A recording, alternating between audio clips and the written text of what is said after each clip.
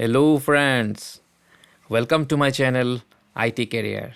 I hope you guys are doing excellent. I am also doing fine right now, and I'm sorry about that. I could not release my video last couple of days, probably a week, because I was not feeling well and I was away from my computer. So today I got some time to start a new video, my new next lecture. So let's do it. Hope you'll like it today's video. It is super easy. It is not that very technical level, but very theoretical level, and this is very important to know about it. So what we are going to learn today? We are going to learn today the projects, folders, and organization. So before we jump into today's video, let us quickly recap very quickly our last lecture. All right. So last lecture, what we learned?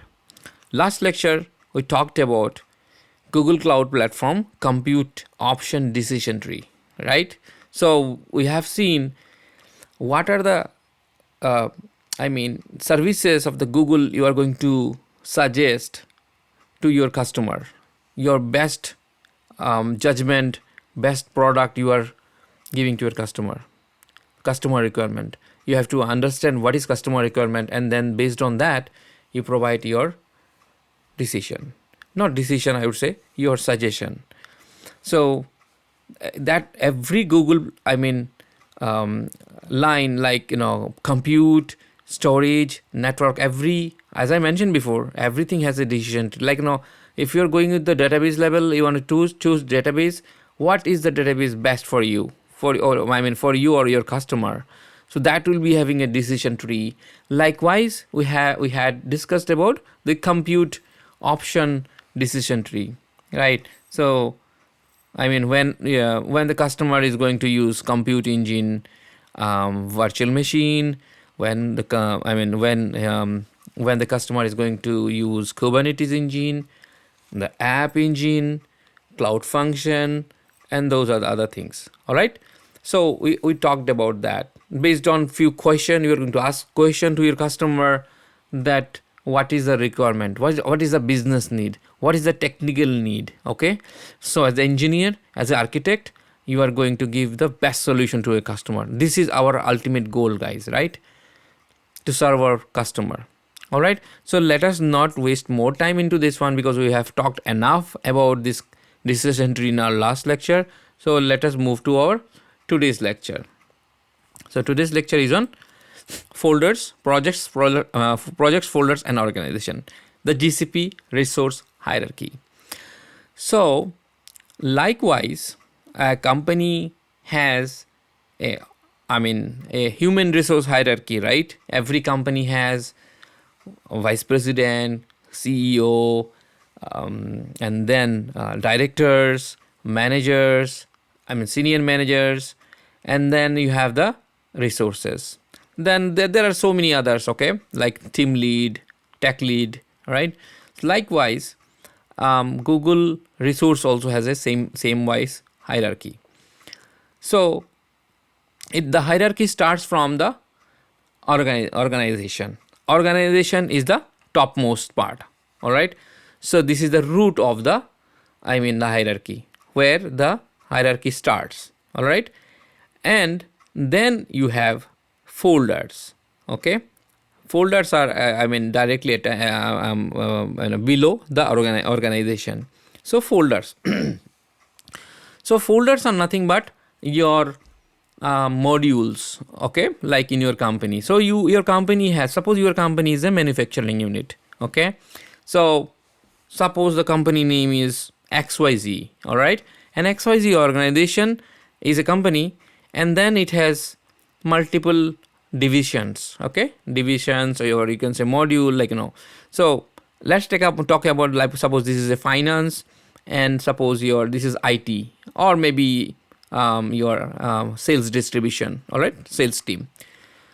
Now you see in the screen that folder has projects and folder has folders. So folder can have multiple folders also, okay. This picture is not absolute This should be like that. And I mean, this is just an example. This folder has a subfolder, and this subfolder can have multiple other subfolder, and this can be gone.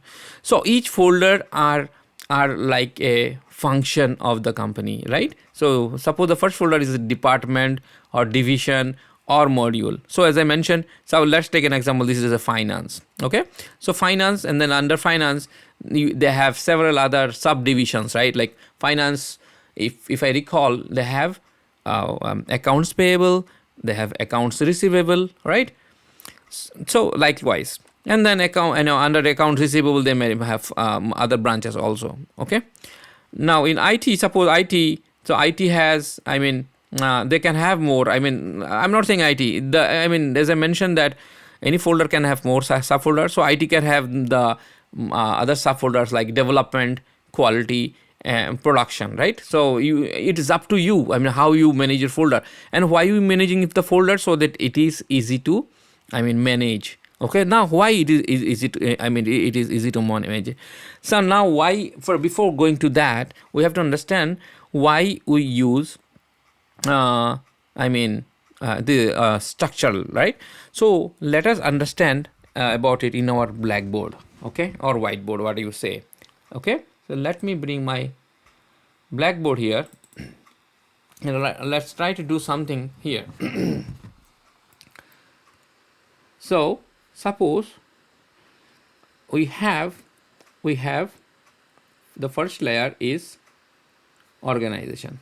Okay,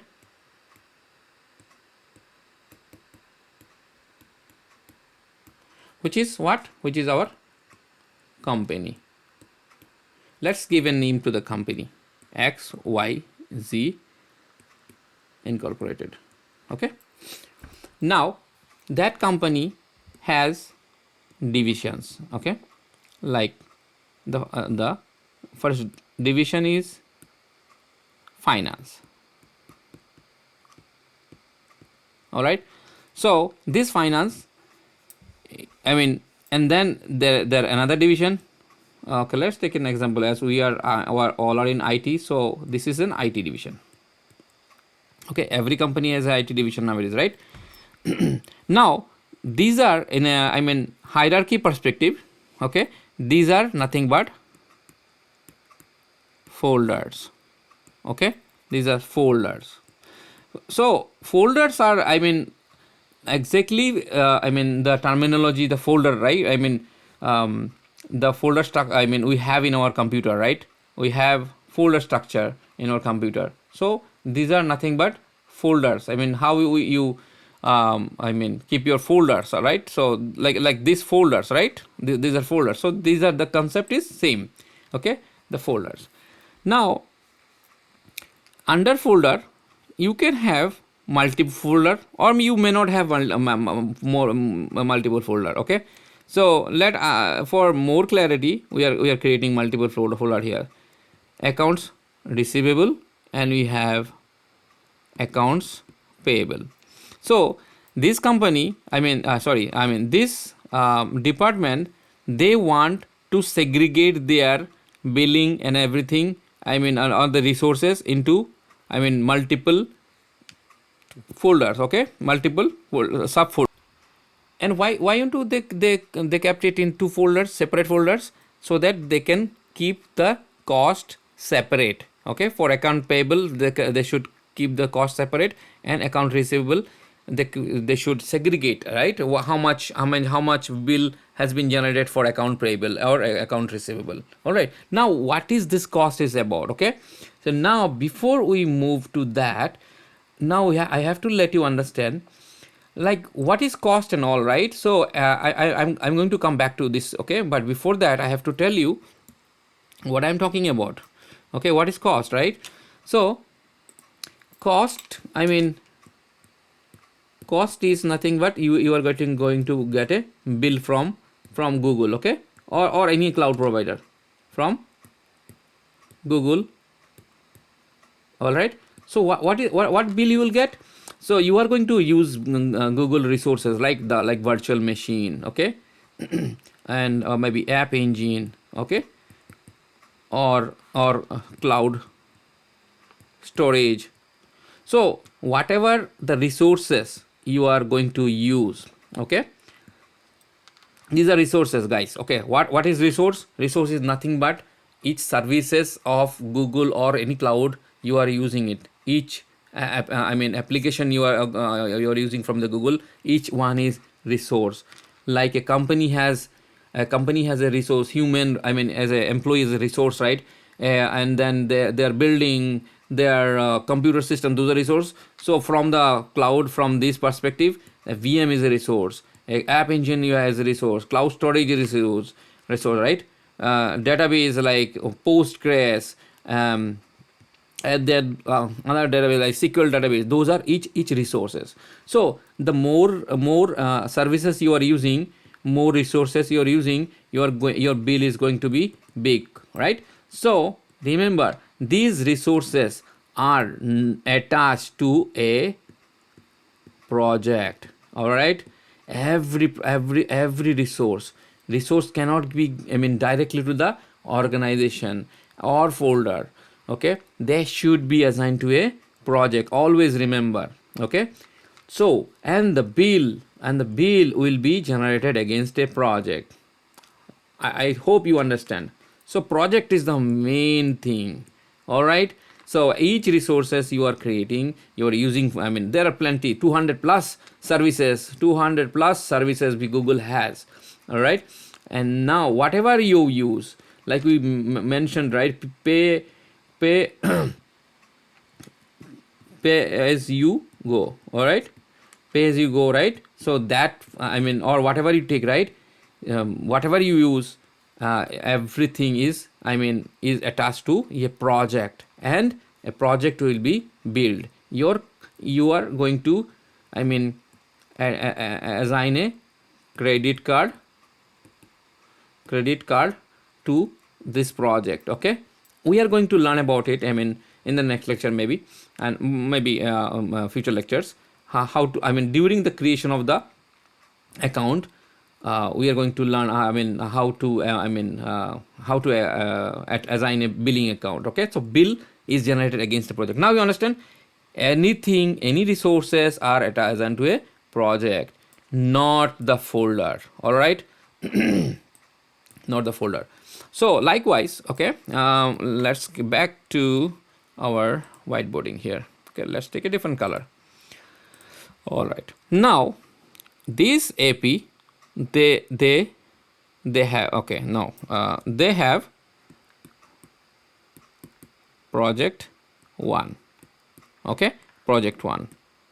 Now this project 1, what they are using, they used 5 virtual machines. Okay, they used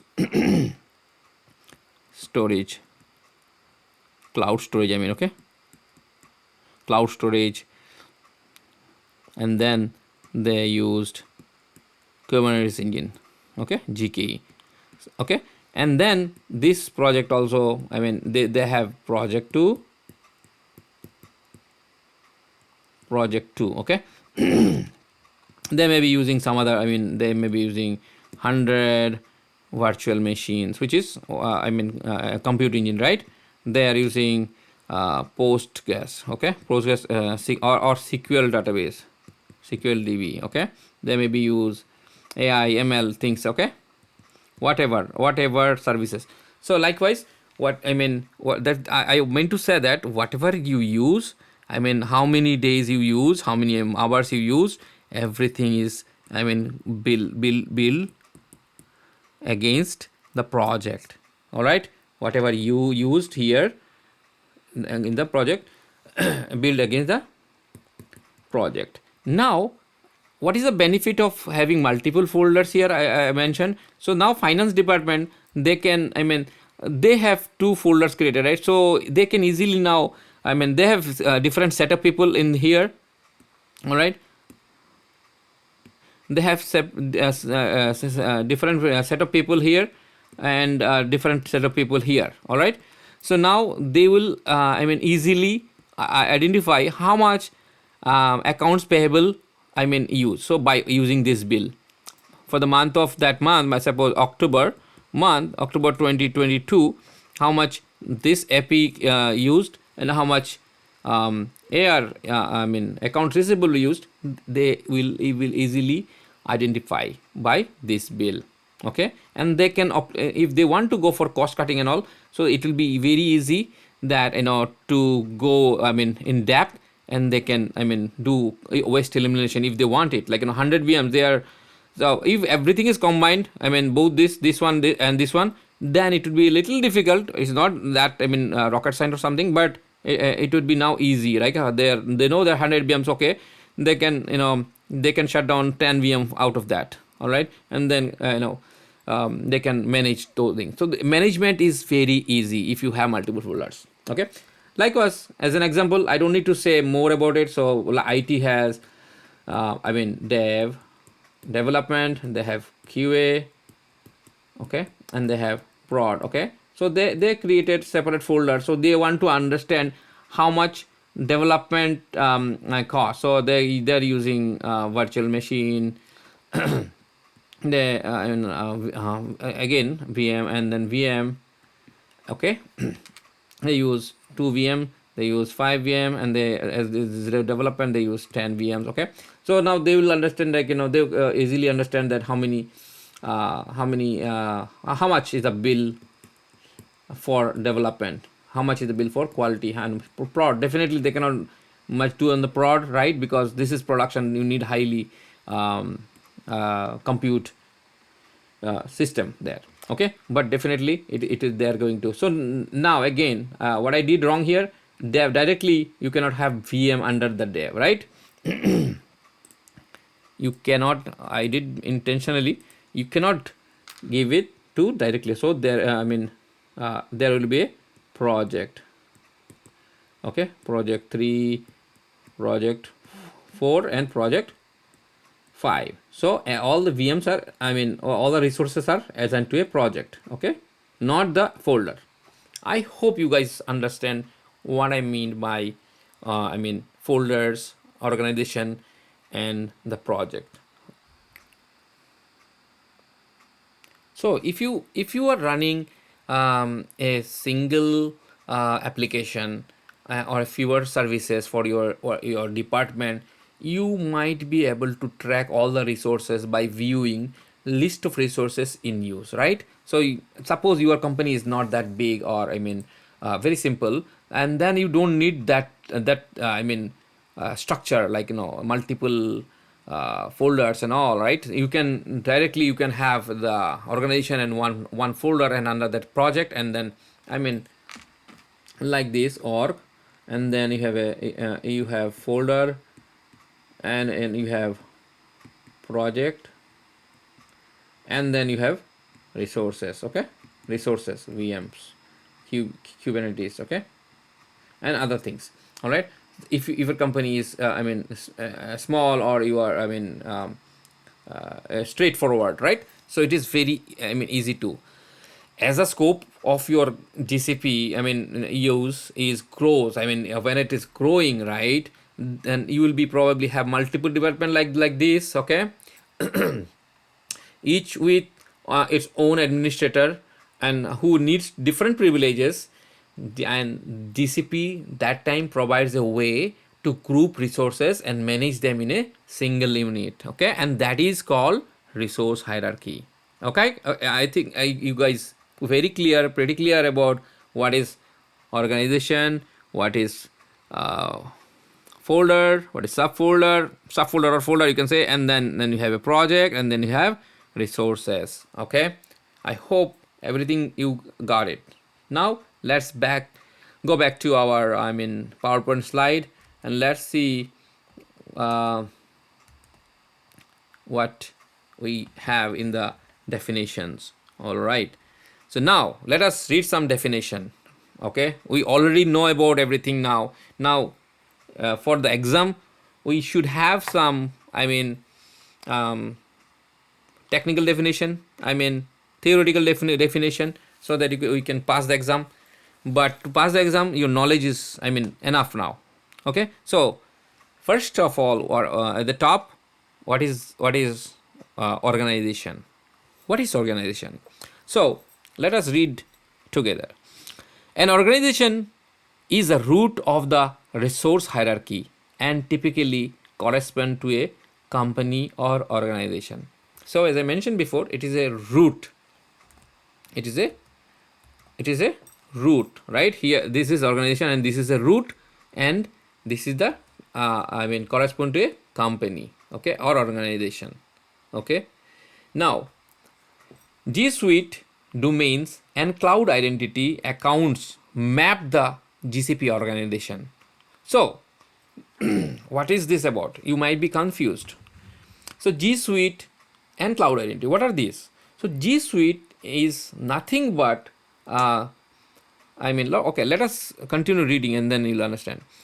G Suite is Google's Office Productivity Suite, which includes Gmail, Google Documents, Drive, Calendar, and other services like Excel, okay, PowerPoint, etc. Okay, so why they are talking about these things here? Okay, there is a there is a reason.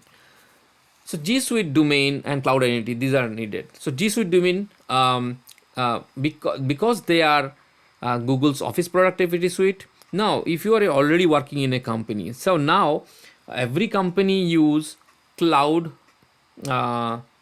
cloud Office Suite. Like Microsoft has Microsoft Office 365. All right, that is cloud Office services. So whatever, Word, Excel, PowerPoint, whatever you use in your organization, in your laptop, everything is going to be, saved in the cloud, and that is a package companies buy from Microsoft. All right, and they're not locally. Locally, you can save your document, but you can save in your document in the cloud, and Microsoft charges for that, right? So it means what? Your company is taking the Office Suite from Microsoft, and so whenever you are taking, and this is not for one user, right? It's a group, multiple users. Okay, you have 8,000 employees, so you're taking a license for 8,000 people, right? So likewise, Google also have Google Suite Office Productivity, okay, Suite. So that is same way it is having Gmail. So in Microsoft, what they have Office Mail, right? Outlook, okay. So likewise, they have Gmail, they have Docs and Drive, right? So now why they're talking about this one? Now you will understand by next sentence. If your company uses G Suite, you can create an organization in your GCP hierarchy. So if your company already using G Suite, okay, from Google in your office, so it means what? Your company's all the document, information is already with the Google, right? Google is, your company is a customer of Google already. So now you can create your organization in that, in the GCP hierarchy from there. Now, if your company does not use G Suite, okay, suppose your company is using Microsoft MS 365, Office 365, you can use cloud identity. Okay, there is a service from Google, is called cloud identity. So Google's cloud identity is a service called IDaaS. Okay, ID as a service. Okay, so you can use it. So guys, you might be thinking that to read just 2 lines, 3 lines, why I'm taking so much of time. It is because, so that your idea will be clear. People may be confused by seeing what is this G Suite and why it's doing in the cloud topic, right?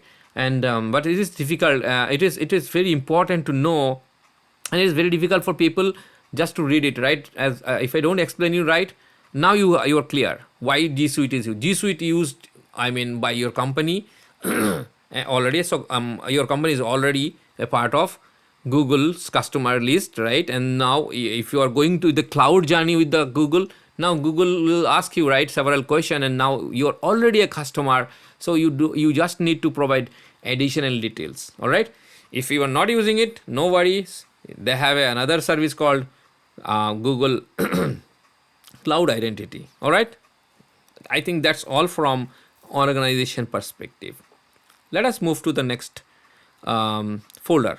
Okay, so what are folders?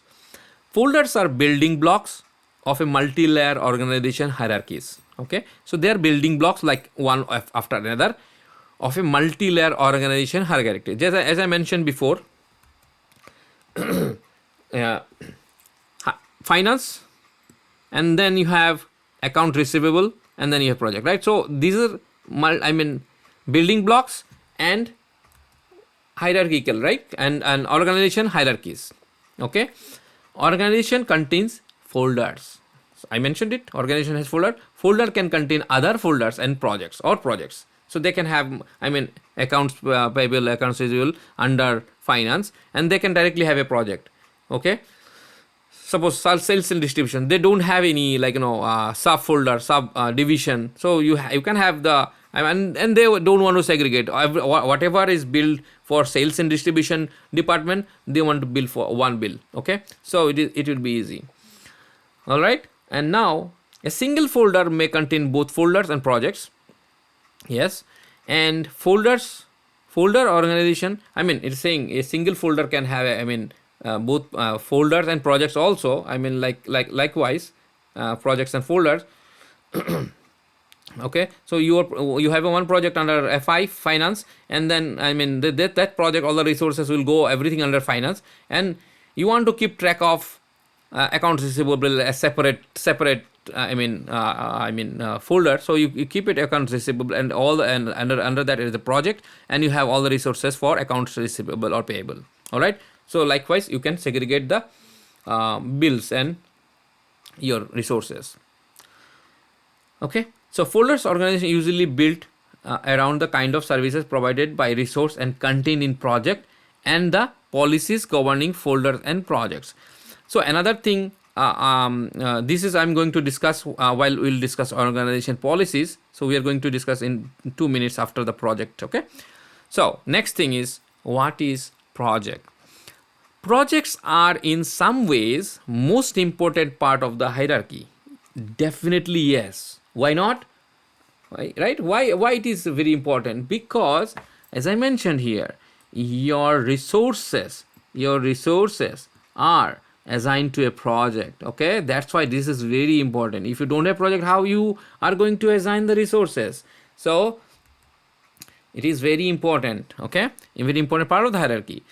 It is in the project that we create resources. I told you already. I don't need to explain again.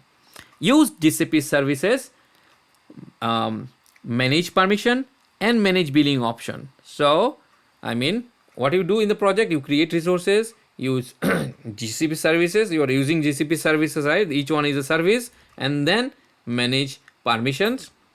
You there is a IAM. Okay, identity access management. You do it in the in the project level, in the VM level, or in the resource level, right? And we are going to discuss this. Okay, don't get lost in here. Okay, and manage billing option. The manage billing, I told you, right? Everything I mentioned before the theoretical part. Okay, the billing option we already mentioned. You do against a project. All right, your organization will have a quota of projects it can create.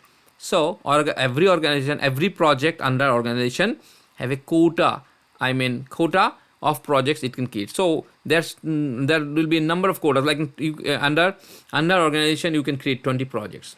Okay, so there is a quota, and the quota can vary between organization. Okay, you are going to see this whenever we will create the project in the future, in the next lecture. That time you will know what is quota is. Okay. Google makes decision about project quotas based on total use, the customer use history, and other factors. So you know what? So suppose, as I mentioned, and under this is okay,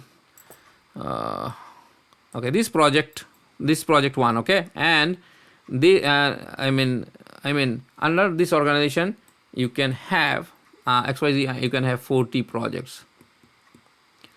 Okay, now this is a quota of your that XYZ have. So now this quota, once it is reached and you want to increase it, and it is possible to increase it, and Google makes the decision. So you need to request to Google that I am already near to break the threshold of 40 quotas. Now I need to increase it. And now Google use the decision to make a project quota based on typical use case. Typical use, like customer use history, how much you use, and other factors like they will ask bunch of question to you that why you what you use, why you use, right, and how many projects you go in this project, why you use those things. Okay, then they, based on the their criteria, they are going to approve it. If you reached your limit project, try to create another one. If you limit your projects and try to create another one, you will be prompted to request and increase your quota, right? You will have to provide information such as number of additional projects you need, and they will and what they will be used for. So you need to, basically they will ask several questions, and then you have to answer this, and based on that they will take decision and assign you. So now, last thing but not the least is organization policies. All right. So we are already over half an hour, so let us wrap up real quick, another 5 minutes maybe. So organization policies, what are these? GCP provides an organization policy service. Okay, this service control access the organization resources. The organization resources, right? So don't be confused. So organization policies means what? The word term we have organization, right? So we have, for the first one is the root level is organization. So organization policies means the policy will be added in the organization level. Okay, so service control resources. The organization policy service complements the IAM service. Okay, so IAM is what? Identity as management. So it complements the identity. So IAM lets you assign permission to users and roles and perform specific operation on the cloud. Okay, so IAM, what is IAM? So now this is a resource VM, right? So now VM you created, now somebody had to access, right? People, your resources in the organization, human resources are going to access, right? The teams of finance, the AP people, you want to access the VM, right? So you need to give them access, right? So how you give access? So through IAM, okay, identity as management. Okay, so you provide access to the VM or to any resources. You need IAM service. Okay. The organization policy service lets you specify limits on the way resources can be used.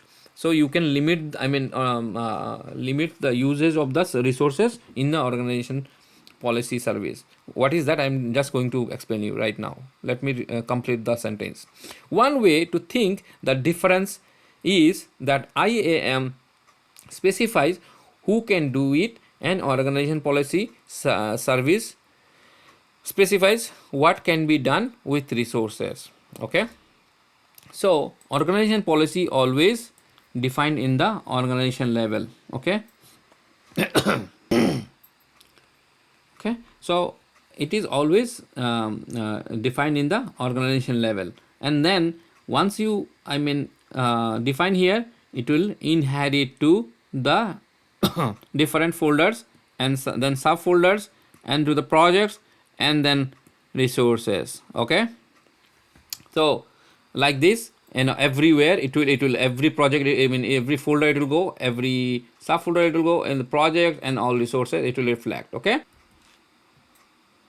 now let us go back to our okay, so organization policies are defined in terms of constraint and resources. Okay, so organization policies are defined in terms of constraint and constraint on the resources. So what is this? Like you are putting a constraint on the resources. What? Your VMs, your all the other Kubernetes, cloud storage, everything. It is putting a constraints are nothing but your restriction on the service.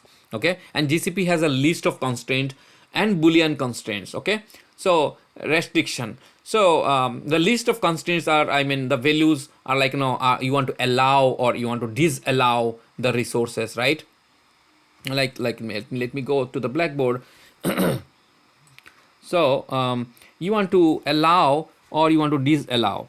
Okay, suppose the finance department, or maybe the compliance department. Okay, the compliance, or the firewall team wanted, suppose there is a port 8000. Okay, they they want to block this port in, I mean, suppose this port is by default is, I mean, enabled in all VM. Okay, all virtual machines. You have 100 virtual machine here, you have 10, you have 5, you have 2. Okay, there could be thousands of virtual machines. So there is a parameter for this port 8000. Okay, and you want to disable this in all VM. So what as an engineer or cloud architect you are going to do? Are you I mean, the parameter, suppose, I mean, compute, I'm just giving you an example. Okay, don't go by the, I mean, exact parameter. Okay, there are a parameter like, like compute dot disable serial port access, right? So compute, I'm just giving port disable equal to false or true. Okay, true, disable means true. If you do this, then this parameter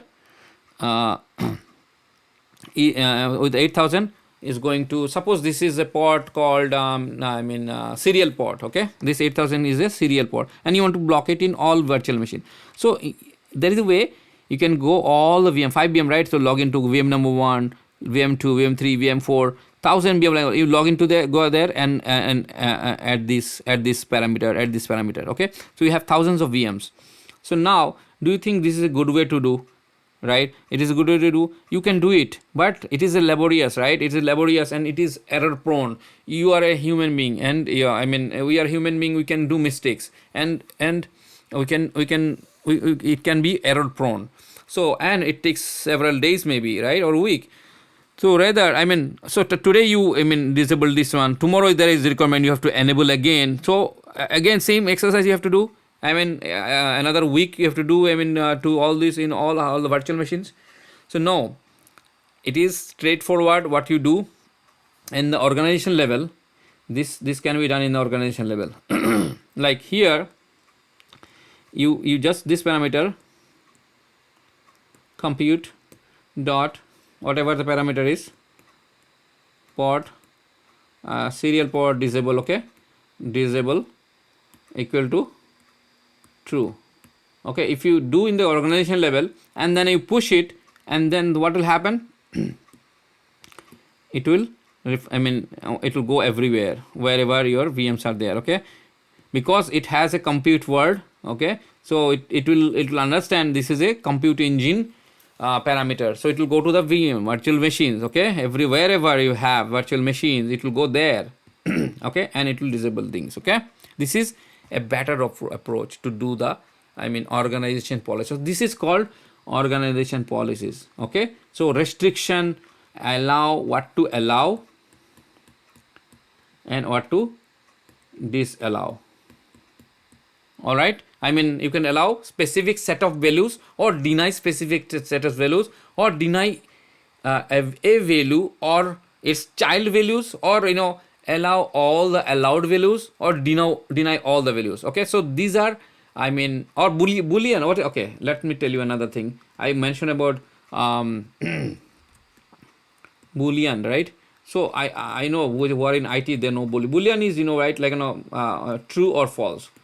Okay, boolean is true or false. Either it is a true or it is false. It cannot be both. Okay. So like this example, it's a boolean parameter. All right, I hope by after this lecture, I mean, you understand what I mean to say about all the, I mean, organization and folder and projects. And with that said, I'm going to stop the video today, and I think you like my video. If you like it, please like the video, and please subscribe, please share, and let the channel grow. Thank you so much for all the help and I mean watching my videos. Thank you guys.